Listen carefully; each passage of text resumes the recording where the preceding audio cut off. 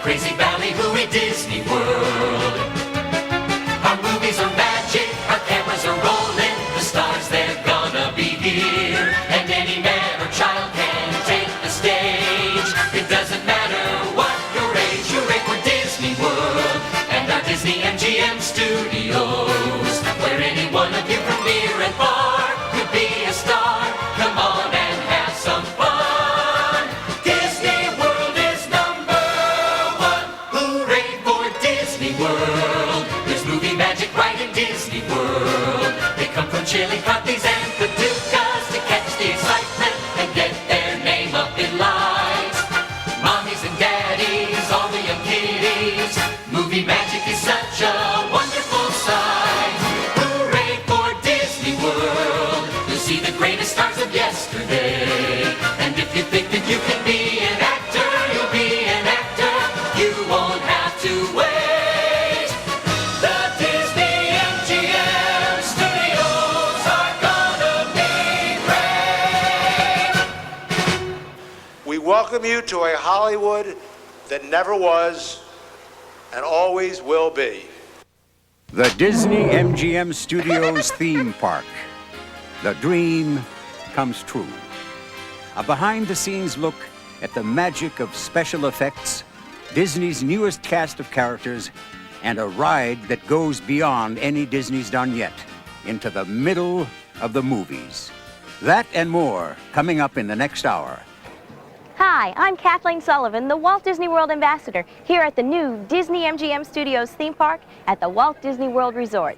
This spectacular movie playground celebrated its grand premiere just last week, and all the stars came out in dazzling style. During the next hour, we'll be taking you on a very revealing tour of this new Disney dream come true.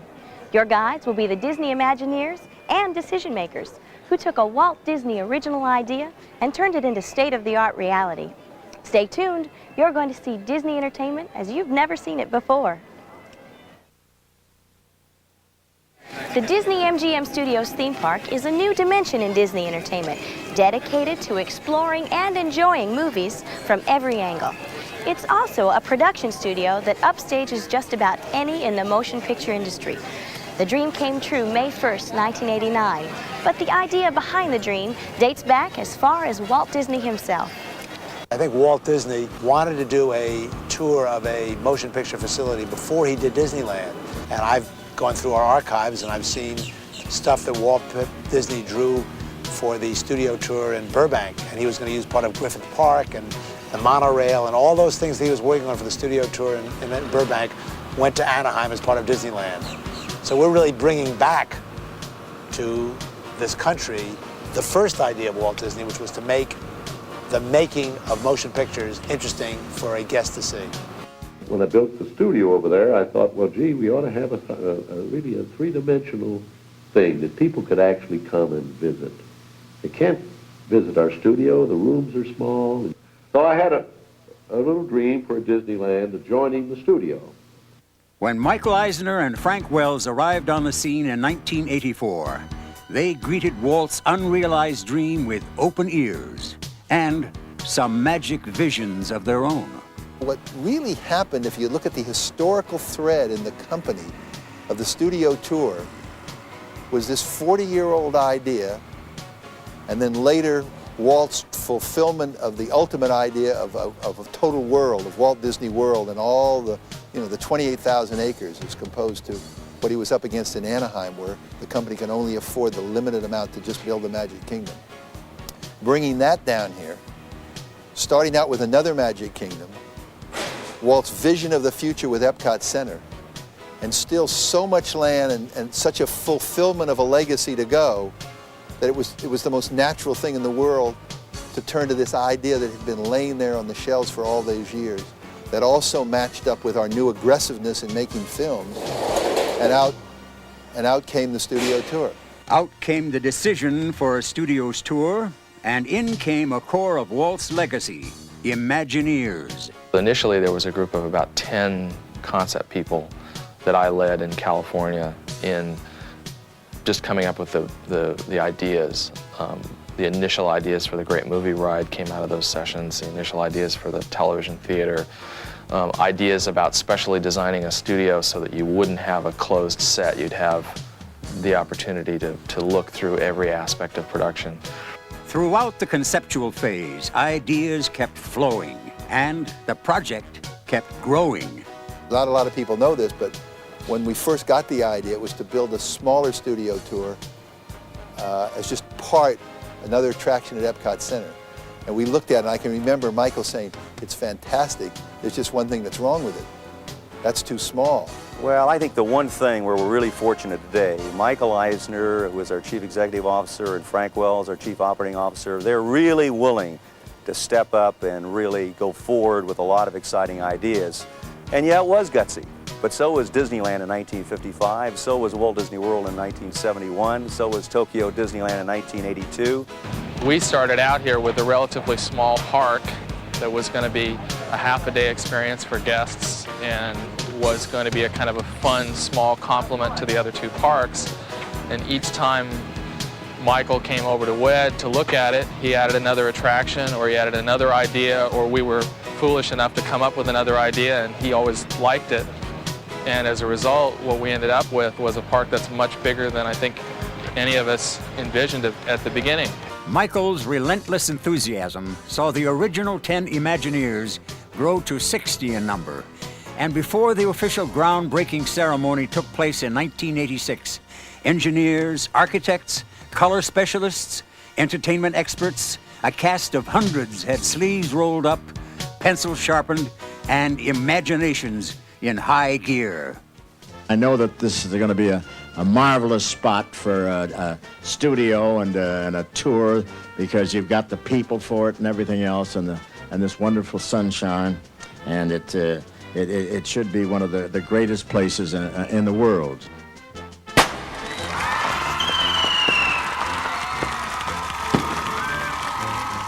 A preview center opened in the Walt Disney World Magic Kingdom, and construction of the vast new Disney MGM Studios theme park was officially underway.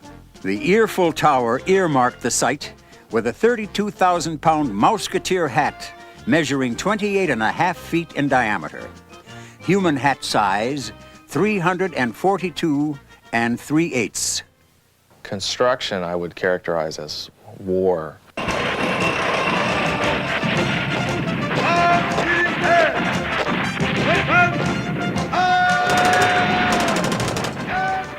You have a huge amount of logistics of materials that are moving in. In the case of this project, there are 28 individual buildings in the project. For a large percentage of the construction period, every one of those buildings has been under construction at the same time. Everything's happening at once, and the only way that you can control an operation like that is with a lot of sort of military organized skill. I would guess that there's about 900 people working here. The individual building contractors, their subcontractors, Disney people that are from Imagineering. So it's a very, almost a fine art process that's superimposed onto this really rigid military construction process. And that, I think, is what makes the Disney project. I'm standing in front of an exact reproduction of California's famous Chinese theater, sort of the Cinderella Castle of Hollywood Boulevard here at the Disney MGM Studios theme park. You'd be amazed at the amount of time and effort that went into building this monument to Tinseltown circa 1930s. Even the celebrity prince, well, Pee Wee Herman. We'll be right back. And I'll tell you, this is Dream Street. After looking at it, this is Dream Street. This is where the action is, and this is where the fun is, ladies and gentlemen. And it doesn't make any difference how old you are. Just walk in here, and immediately you're 30 years younger. It's a Ford, not a Mona Lisa. Ah, but her name is Mona Lisa. Her style is Ford. We're really trying to create a new type of entertainment for Disney World. We're really going to create a mood, more of a mood with performers than I think has ever been done before. I usually explain it as a little bit of a cross between a traditional theme park and a Renaissance fair. Disney conducted a nationwide search for some new and different kind of characters. Send help! Stand to help somebody.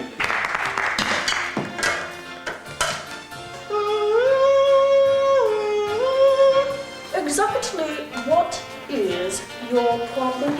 We've taken the place, Hollywood Boulevard, that is like our Main Street USA, and we've peopled it with the citizens of Hollywood of the 40s, post-war era. And these are characters that live and breathe and react as though they're just a part of that place. So it's more than just guests coming into a really interestingly designed space. We now have the living, breathing citizens of that place for them to interact with. A cast of eccentric residents on Hollywood Boulevard, along with their cartoonish surroundings, lets you know, even without consulting your theme park map, that you have just stepped into another place in time. According to the Disney imagination, it's the golden era of Hollywood, and you're part of the action. Everyone should have one of those hats. Absolutely a lovely line to open a book with. We've got a starlet who's going to ask a guest to improvise a scene for an audition that she has later. We have Sid Cahuenga, whose house is still on Hollywood Boulevard. And Sid Cahuenga has Cahuenga's one-of-a-kind shop, and he sells not so much the memorabilia, though he does sell that scripts and costumes and props and stuff from the movies, but there's a story with each one of those, and Sid knows all those stories. How are you? You like the movies? We got a lot of movie stuff in here.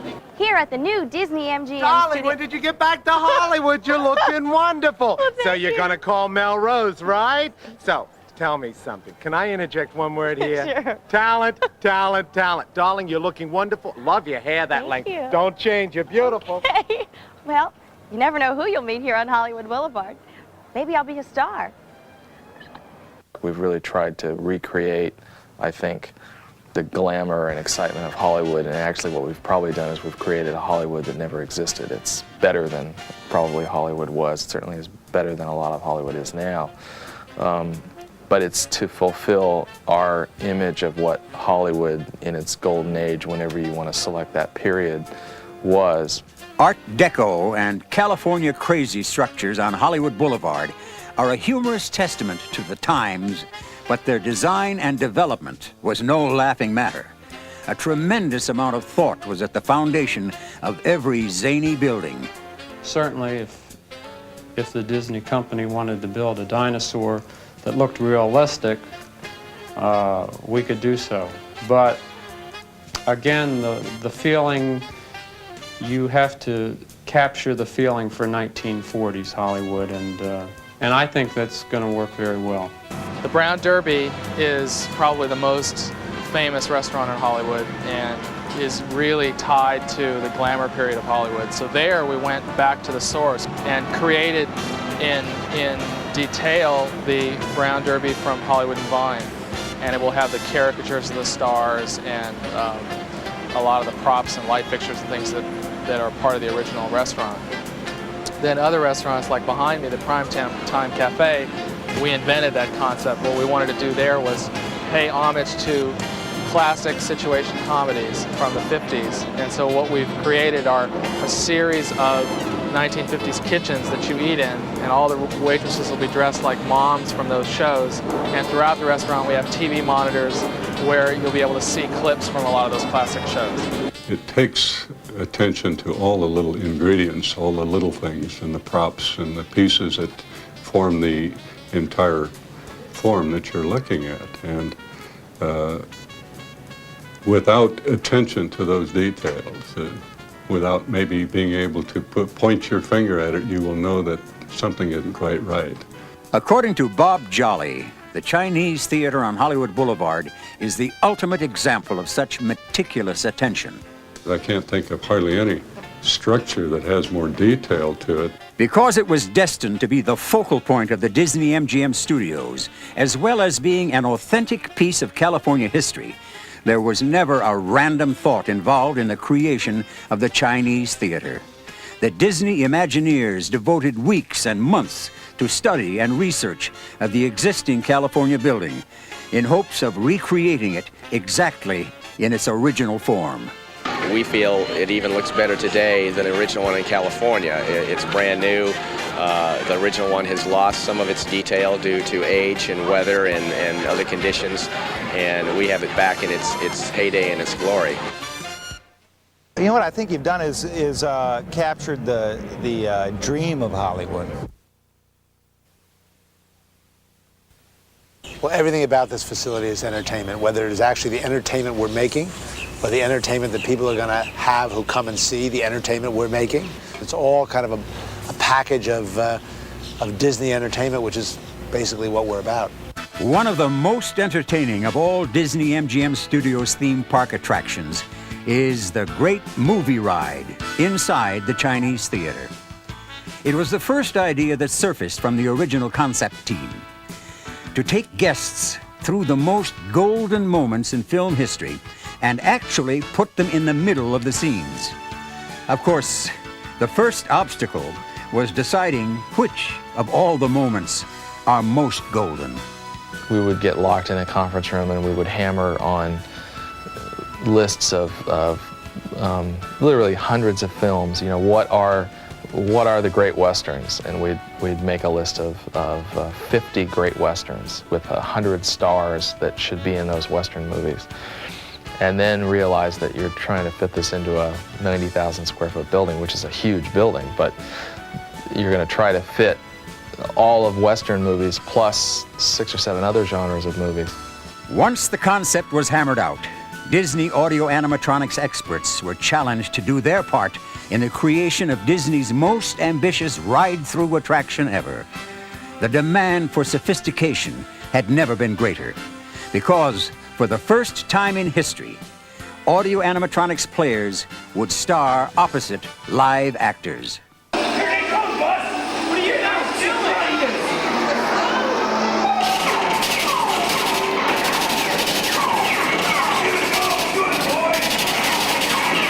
For all the audio animatronic figures, we held voice auditions at the studio in California. And hundreds of actors auditioned, and we narrowed it down to a few. And in some cases, for instance, with the Waynes and the Cagneys, representatives of their family listened to the tapes with us at our recommendation and approved or disapproved the voices. I hightail it out of here. Go right ahead if that's what you're a mind to do. It's a performance. You know, it's more than just a statue.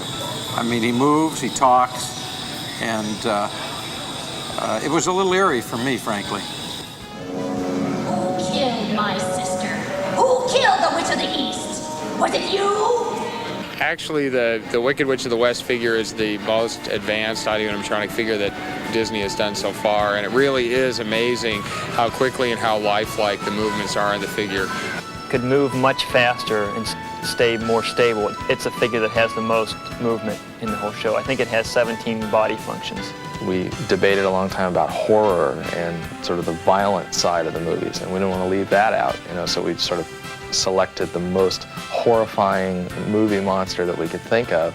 Does the Great Movie Ride live up to expectations? Kleenex is going to double its business on that. It is so nostalgic, it's so warm, and when you get to the Casablanca scene, I mean, no one's going to hold back. When you combine phenomenal new technologies with traditional Disney and put guests on the stage, the outcome is amazing. For example, Superstar Television has members of the audience on the screen rubbing elbows with Lucy, tossing cream pies with the Three Stooges, fielding pitches with Sam Malone on the set of Cheers, and the entire 30-minute show leaves you wondering, how'd they do that? What's nice about it is that the audience gets to become active, gets a step in front of the cameras. And this is like a rare opportunity for anybody. I mean, people work their whole lives to become actors and get up on stage and hear the cheers of the crowd. We're gonna, you know, in 2 minutes you're gonna be up on stage and you're gonna be a star.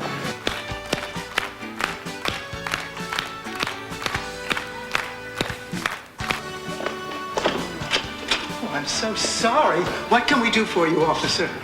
I'm Detective Mullins, and this is my partner, Bobby Hopkins. What was your least favorite picture that you did, and then maybe after you did it, said, maybe I shouldn't have done it? Was there one? No, as long as they pay me, I'm pretty happy.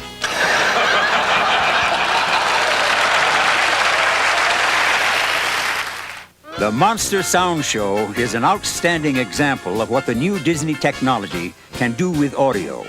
It has audience volunteers actually laying in the sound effects to a squeaking, creaking, crashing horror flick. And the outcome generally leaves the audience howling. Whoops.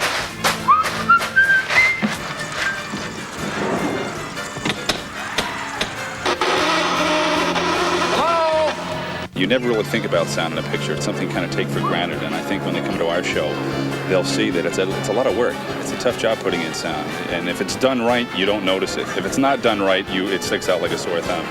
I don't know. I think people are basically hams, especially when they come to our park. They'll get a sense of audience participation in all of our shows. And they're shy at first, but once you pick them and you get them up on stage, it's amazing. They come to life. If they get it right, it doesn't work as well. When the door knocker goes off and people miss it by a few seconds, it always gets a big laugh because it's just out of the ordinary. If people hit it and it's on the mark, you don't think anything of it. But they don't get it too often. But that's part of the fun of it. One picture's worth about 6,000 sounds in our show. Sound plays a major role just about everywhere you go in the new Disney MGM Studios theme park. It's come a long way since Jimmy McDonald was doing the voice of Mickey and making up the effects as he went along. Mickey would go down here and try to start his old car, and it would be... Then I'd take it away with half the trombone going... The damn thing would stop. Then he'd have to go again.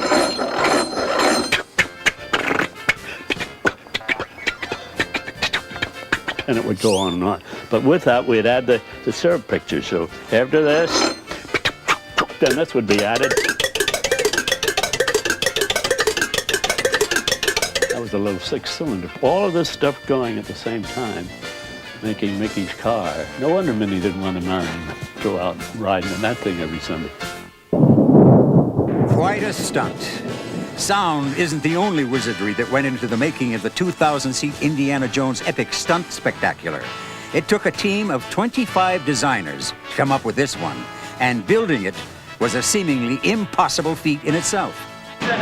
Well, it's like a stage play. It's like a play or some kind of a regular show that's put on. I enjoy it. It's different, completely different from anything I've done before. I think we're going to make it a little bit more realistic and make it more so that you understand how stunts are done. Well, it's really a stunt show that we're doing under a roof but outside, so all the sets have to be able to operate like a regular indoor theater set, but also be able to withstand hurricanes, rain, thunder, whatever. Yeah. And on top of that, we have a lot of very ambitious stunts with gas flames, big explosions, very violent physical crashes and things like that. The variety of people that we need for this show, we need actors that could do stunts, and we needed stunt people that could act. We selected some people from the circus, and we selected people from the dance field, and put them into an extensive training program. I find it very exciting. I think our only problem is we don't have enough seats in the grandstand to take care of the people. It took me back to childhood and made me remember how wonderful it is to have the freedom to live fantasy. The enormously creative thing that our Walt Disney Imagineers have in effect done, that is very subtle, is that the line is actually blurred between the tour and between the production. You're going to be so absorbed in this, you're going to be so entertained by it that you're not going to stop and say, this is tour and this is production. From the top, it all looks like one big happy Mickey face. But the truth is, there are two sides to the Disney MGM Studios theme park. One is all fun and fantasy, shows, rides, and adventures. The other is the reality of movies in the making. By design, they are a perfect blend. That's not to say the backstage tour side of the theme park doesn't impart its share of fantasy and illusion. For after all, isn't that what great films are all about? A special effects tank show reveals that those storm-tossed boats on the big screen aren't all they're splashed up to be. And another demonstration of mechanical and optical wizardry has kids from the audience starring in a B movie. Catastrophe Canyon on the backlot tour of the Disney MGM Studios theme park is an outrageous display of special effects. The Disney dreamers and doers did such a magnificent job on this one, it's hard to believe it's not meant to be believed. The rock work requirements for Catastrophe Canyon were unprecedented. Ultimately, the structure had to withstand the impact of 20,000 gallons of water in each canyon every 3 minutes. That's taking about a few million years of geology time putting it together in 1 week. So we have a real consideration of how we put this thing together so that it'll last year after year. Of course, Bob Jolly, the aging process specialist, had a final say on appearances. As usual, with an eye toward anticipated guest response. He recalled a similar project in the Magic Kingdom just a decade before. We finished Big Thunder Mountain, and I listened to a little lady explaining to her husband that they had hauled all those big rocks out there from Arizona.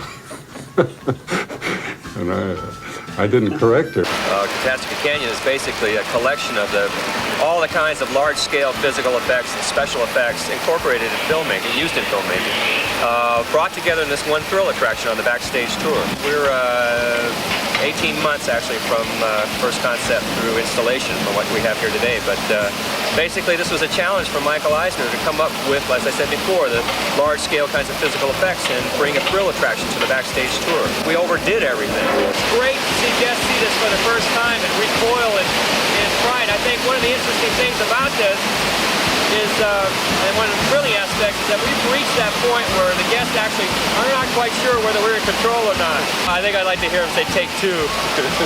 You know, let's do it again.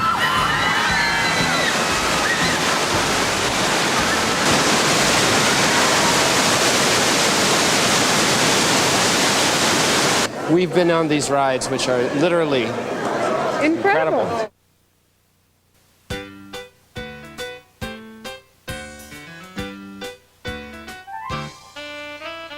Actually, I grew up in New York, and our back lot looks more like New York than New York does.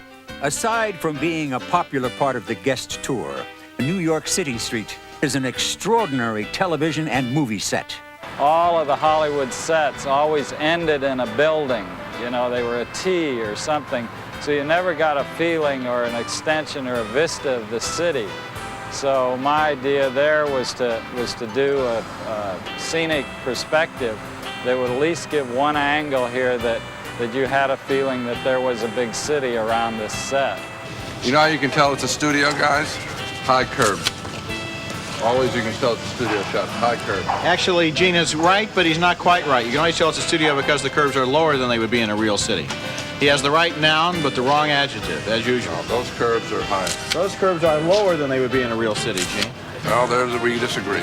The fact of it is, this street is designed in such a way that it can easily be converted to a Chicago or Boston street, curbs and all, whatever the shooting script requires.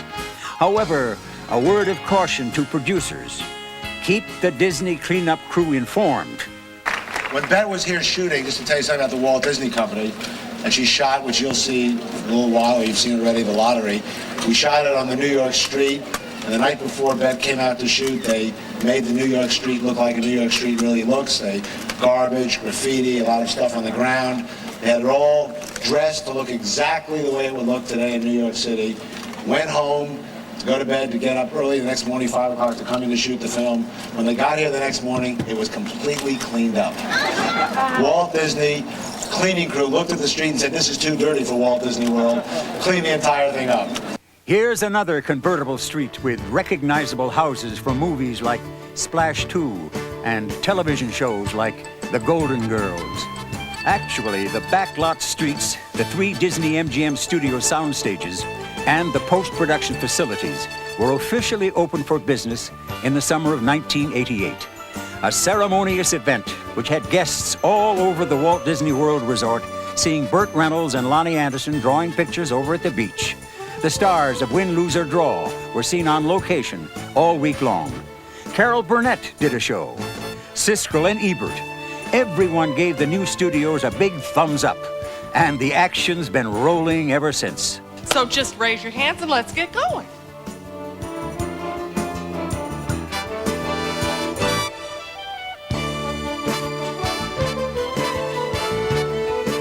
There's no question about it. There's nothing that we can't produce here in a matter of hours.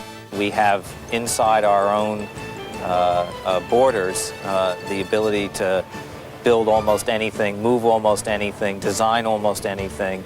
And from our own nurseries to our own extensive wardrobe shops that service the other theme parks and facilities down here.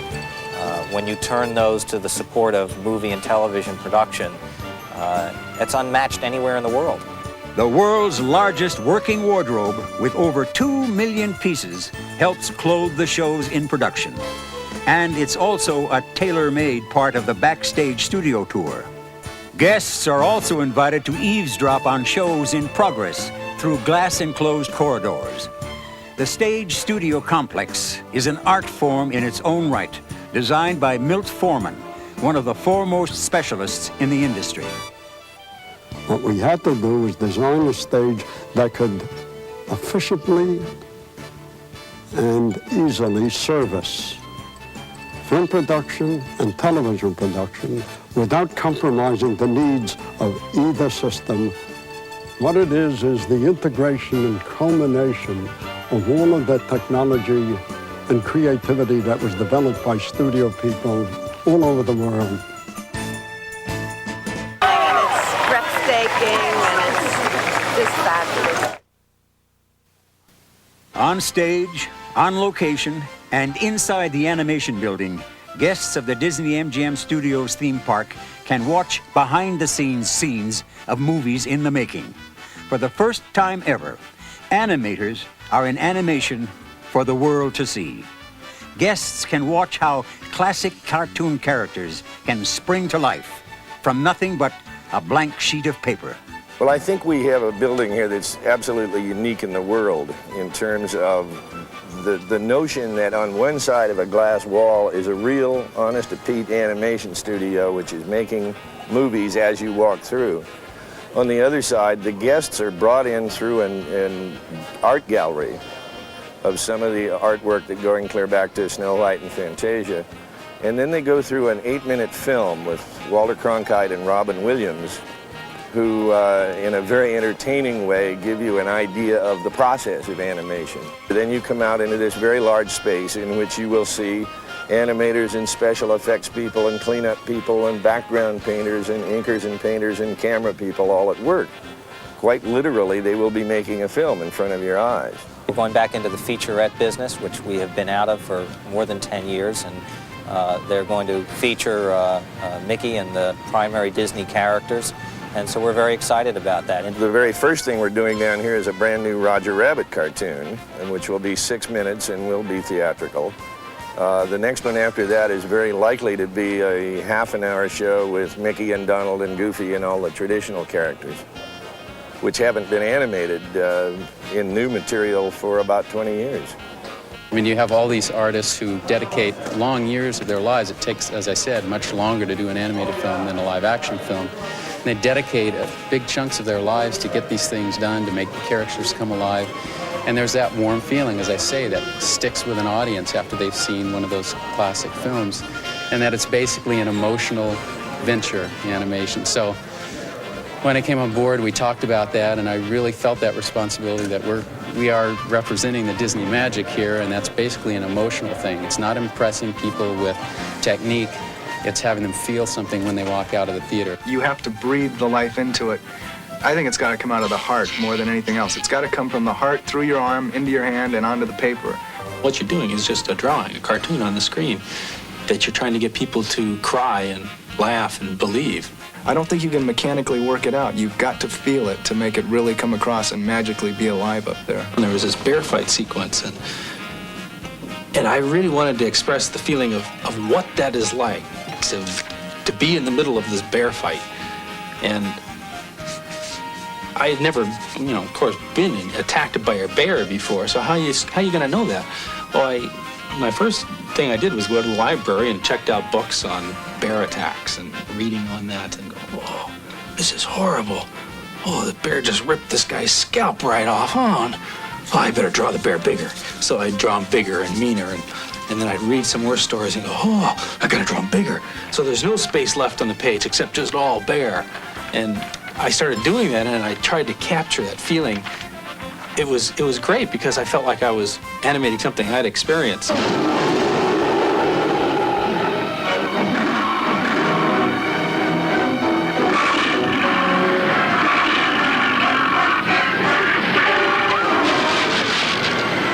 It's really important for an animator is you've got to make the experiences real to yourself and then put it on the paper. The audience is so taken in by what they see, they don't think of it as a drawing anymore.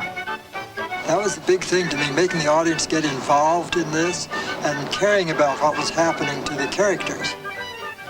And I remember that night, the premiere of Snow White at the old Carthay Circle, the laughs just came in a steady stream. But when Snow White bites that poison apple, to see those dwarfs come up and take off their hats and get down on their knees and then back away, everybody in that theater was crying. I heard the sobs. I couldn't believe it. It's supposed to be just a cartoon. Everybody's crying. It's really a neat feeling to see the audience really feel for your character up on the screen. It's really creating characters that you can believe in and you can, laugh with and cry for and love. That's what Disney's best animation is all about. So we think it's fitting that on this day, we proudly dedicate the magic of Disney animation and declare it officially open.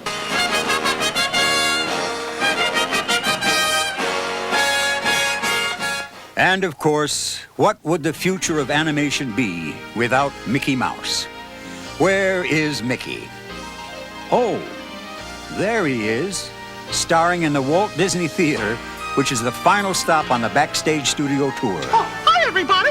It's not the final stop for the Disney organization and their plans for the future. There is always more to come.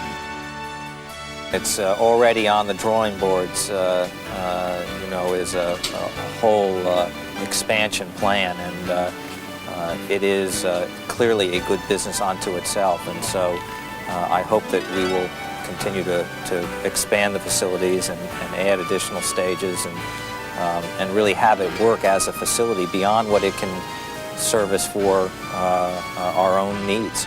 We're already talking about phase 2 and expansion, and really looking forward to it because the guests keep coming, and I'll tell you, as long as they keep coming, we're going to be doing a lot of very exciting things and bringing a lot of dreams into reality. And I think the day we rest on our laurels, that's when we're in trouble, and I don't think we ever will. And as I always say, we're just getting started. Well, first I'll use the famous Walt Disney line, which is kind of a cliche now, but I'll use it anyway, which is, he said Disneyland would never be finished. I guarantee that this place will never be finished. There are 100 ideas that are still on drawing boards that didn't get used here yet, not because they weren't good ideas, but because we didn't have time to do them. We've been working for 5 years on many, many different things, and it's all happening this year. Obviously, the Disney MGM Studios theme park opens now and is the tentpole for '89. Pleasure Island, which is the first nighttime entertainment arena, 250,000 square feet of nighttime entertainment with maybe 15 different attractions, discos, roller skating rings, comedy stores. We just opened our 14 movie theaters. We're opening the biggest and most extensive water park in the world called Typhoon Lagoon this summer. In addition, toward the end of the year, Metropolitan Life's Wonders of Life Pavilion opens in Epcot Center, which is a fantastic new pavilion using our technology that we did with the Star Tours simulators. Norway opened just recently. 5,000 hotel rooms are opening. As Walt Disney said, you have to pour it in there. Keep the show on the road. When we get back, you're going to see the grandest grand opening since the opening of Epcot Center. My favorite's the animation. It's a lot of interesting stuff, and Robin Williams and Walter Cronkite are so great. But this is going to be a big hit.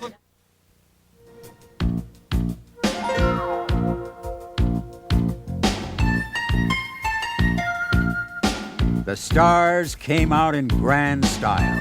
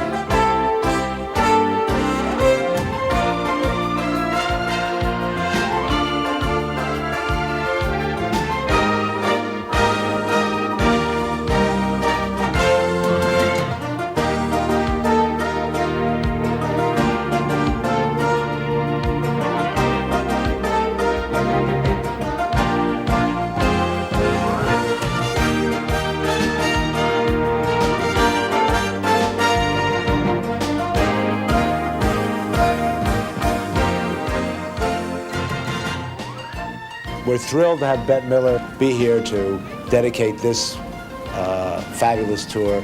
Is a wonderful opportunity and thrill for the Walt Disney Company.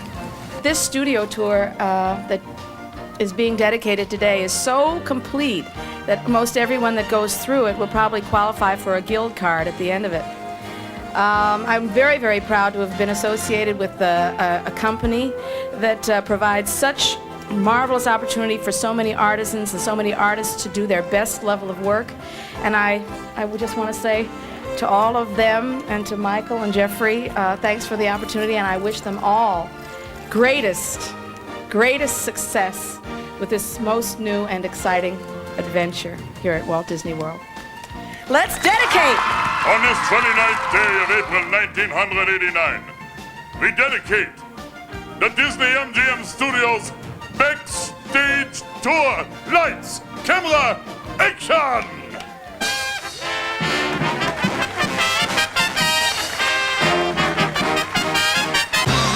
The 4-day premiere of the Disney MGM Studios theme park was spectacular. The Disney MGM Studios theme park dream has come true.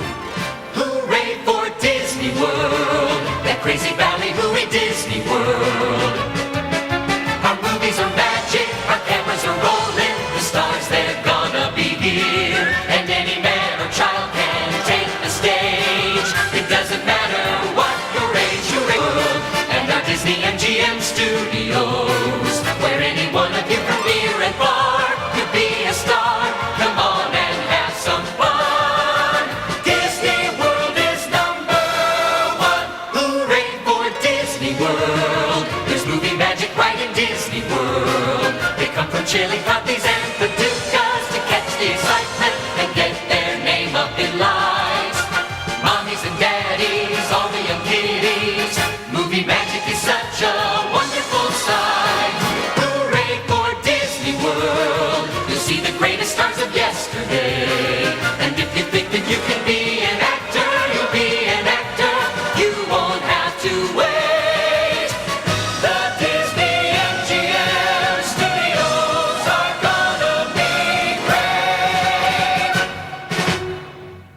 I guess this is the place to come to be discovered. It's nice to know there's a brand new theme park and a working movie studio right here in our backyard. The Disney MGM Studios theme park. It's a spectacular dream come true, right here in Florida. Hooray for Disney World, that crazy ballyhooey Disney World.